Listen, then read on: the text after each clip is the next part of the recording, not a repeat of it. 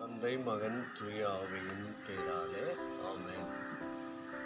இயேசு கிறிஸ்துவில் பிரியமான என் அன்பு சகோதர சகோதரிகளே, இந்த காணொளி மூலமாக நீண்ட நாட்களுக்கு பிறகு உங்களோடு தொடர்பு கொள்வதில் நான் பெரும் மகிழ்ச்சி அடைகின்றேன்.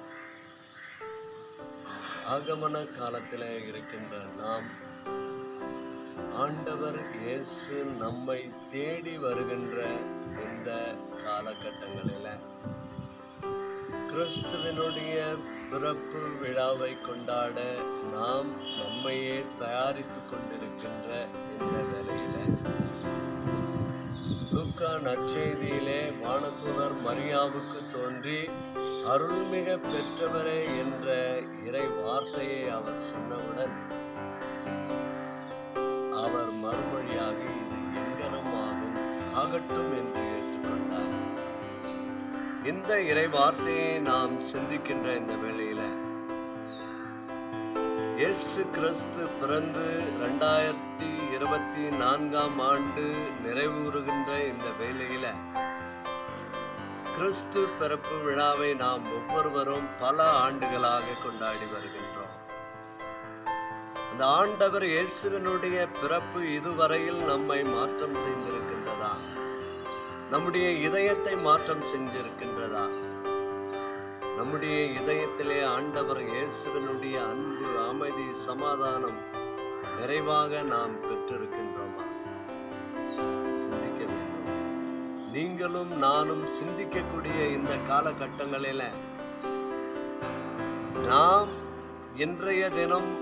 இன்றைய முறைப்படி நாம் பார்த்தோம் என்றால் 100% மக்கள் உண்மையிலேயே கிறிஸ்துவனுடைய அன்பை நிறைவாக பெற்று இந்த பெருவிழாவை கொண்டாடுகின்ற மக்களாக நாம் இல்லை.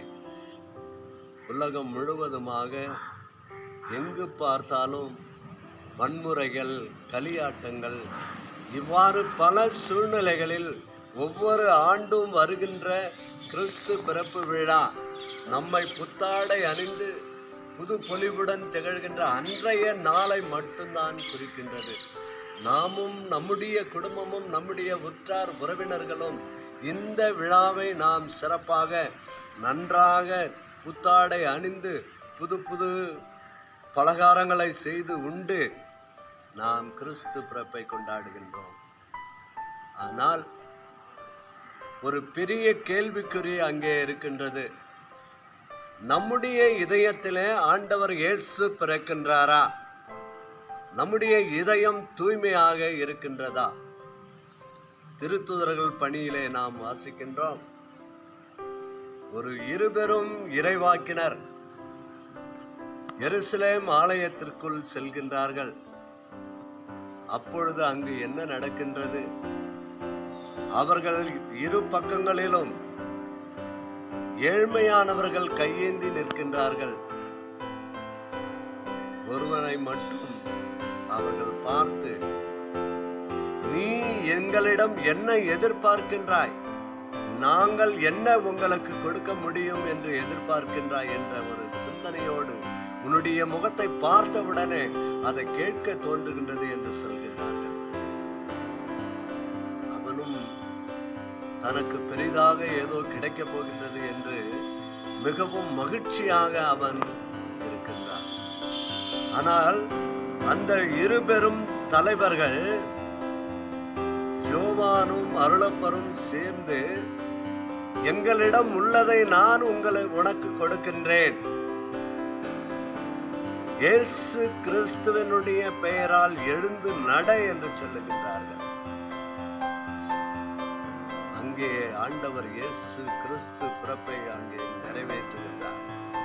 தன்னுடைய பிறப்பின் மகிமையை அங்கே நிறைவேற்றுகின்றார். தன்னுடைய பிறப்பின் எளிமையை அங்கே நிறைவேற்றுகின்றார். தன்னுடைய பிறப்பின் அன்பை அங்கு நிறைவேற்றுகின்றார். தன்னுடைய பிறப்பின் இரக்கத்தை அங்கு நிறைவேற்றுகின்றார். ஆம் அன்புக்குரியவர்களே, ஆண்டவர் இயேசுவினுடைய பிறப்பு அந்த மனிதருக்கு இயேசுவை அவர்கள் பரிசாக கொடுக்கின்றார்கள்.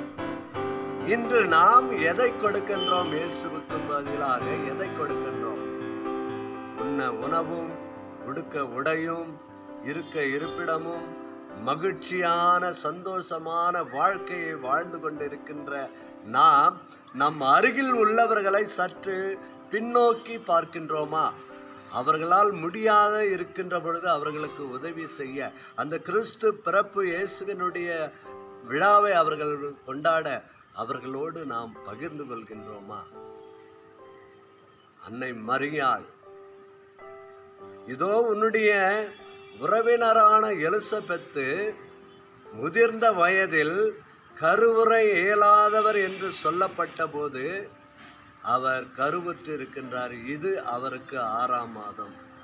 கபிரியேல் என்னும் வானதூதர் அன்னை மரியாவுக்கு சொல்லுகின்றார். அன்னை மரியாள் ஏறக்குறைய 200 கிலோமீட்டர் தூரம் கழுதையின் மேல் உட்கார்ந்து அமர்ந்து கொண்டு மலைநாட்டிற்கு சென்று அன்னை மரியா எலிசபெத்தை சந்திக்கின்றார். எலிசபெத்து அன்னை மரியாளை பார்த்தவுடன் கூறிய வார்த்தை, பெண்களுக்குள் ஆசை பெற்றவள் நீரே, என் ஆண்டவரின் தாய் என்னிடம் வர நான் எவ்வளவு பெரியவள்.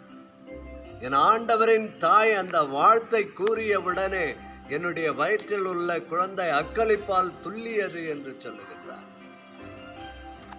ஆம் அன்புக்குரியவர்களே, இயேசு கிறிஸ்துவுகள் பிரியமான என் அன்பு சகோதர சகோதரிகளே, இந்த பிறப்பு விழா, இந்த 2024ஆம் ஆண்டு பிறப்பு விழா நம் ஒவ்வொருவரையும் இயேசு எவ்வாறு அன்பு செய்கின்றாரோ அதை போன்று நாம் மற்றவர்களை அன்பு செய்யக்கூடியவர்களாக, மற்றவர்களை மகிழ்விக்கக்கூடியவர்களாக, மற்றவர்களிடம் இரக்கத்தை காட்டக்கூடியவர்களாக வாழக்கூடிய அருளையும் ஆசையும் இந்த ஆண்டு நமக்கு கொடுக்க வேண்டும்.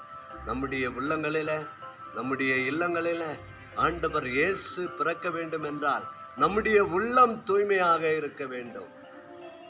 அதற்கு தேவையான ஒன்று, நாம் நம்முடைய திருச்சபை நமக்கு கொடுத்திருக்கின்ற பாவ சங்கீர்த்தனம் என்னும் திருவருட்சாதனத்தை நாம் பெற வேண்டும்.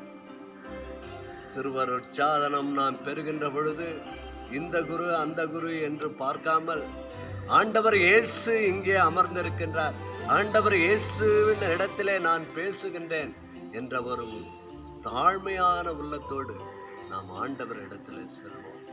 வருகின்ற கிறிஸ்து பிறப்பு நல்வாழ்த்துக்களையும் ஜெபங்களையும் நான் இந்த வீடியோ மூலியமாக உங்களோடு பகிர்ந்து கொள்வதில் பெரும் மகிழ்ச்சி அடைகின்றேன்.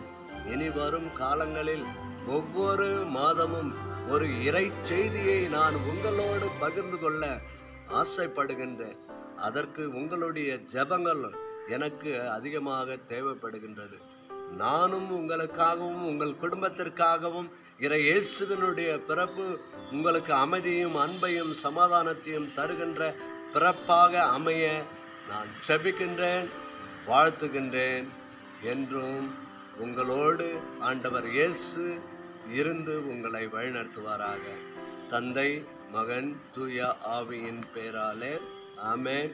Wish you happy Christmas and a happy New Year. Thank you.